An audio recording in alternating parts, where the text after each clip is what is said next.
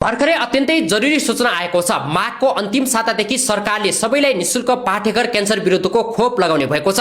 यदि तपाईको मोबाइलमा यो भिडियो आएको छ भने नछुटाई शेयर गरेर सबै नेपालीसम्म पुर्याइदिनुहोला। पाठेघरको क्यान्सरको कारण प्रत्येक वर्ष विश्वभर करिब 3,50,000 मानिसको अकालमै ज्यान जाने गरेको छ।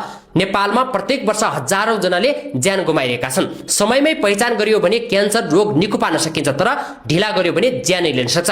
त्यसकारण पाठेघर क्यान्सर विरुद्धको खोप लगाउनु सबैभन्दा उत्तम उपाय हो। सरकारले माघको अन्तिम सातादेखि देशभर पाठेघर क्यान्सर विरुद्धको ह्युमन प्यापिलोमा भाइरस एचपीभी खोप कार्यक्रम सञ्चालन गर्ने भएको छ। नियमित राष्ट्रिय खोप तालिका अनुसार एचपीभी खोप कार्यक्रम सञ्चालन हुन लागेको हो। काठमाडौँमा आयोजित अन्तर्क्रिया कार्यक्रममा स्वास्थ्य तथा जनसङ्ख्या मन्त्रालय, परिवार कल्याण महाशाखा र युनिसेफ नेपालको प्राविधिक सहयोगमा खोप कार्यक्रम सञ्चालन गर्न लागेको जानकारी दिएको छ।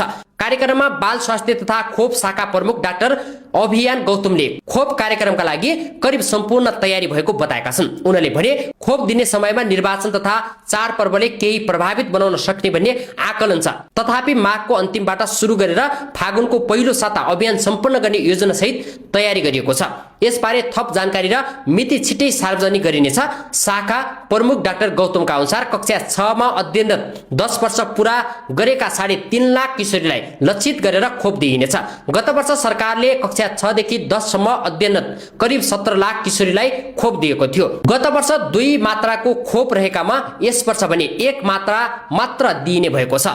विभिन्न वैज्ञानिक प्रमाण र खोप सल्लाहकार समितिका अनुसार 1 मात्राको खोप लगाए पनि त्यसको प्रभावकारिता हुने भनिएपछि यसपटक 1 मात्रा मात्र दिन लागेका हौं। डाक्टर गौतमले भने कुनै भ्रम र गलत सूचनामा विश्वास नगरी ढुक्क भएर खोप लगाउन लक्षित वर्गलाई हाम्रो आग्रह छ। बढीभन्दा बढीलाई खोप कार्यक्रममा सहभागी हुनका लागि विगतका सिकाइबाट आधारभूत सचेतना फैलाउने काम भइरहेको उनले बताएका छन्। स्वास्थ्य मन्त्रालयको तथ्याङ्क अनुसार नेपालमा औसतमा प्रत्येक दिन 4 जना महिलाको पाठेघरको मुखको क्यान्सरबाट मृत्यु हुने अनुमान छ। महिलामा हुने क्यान्सर मध्ये पाठेघरको मुखको क्यान्सर दोस्रो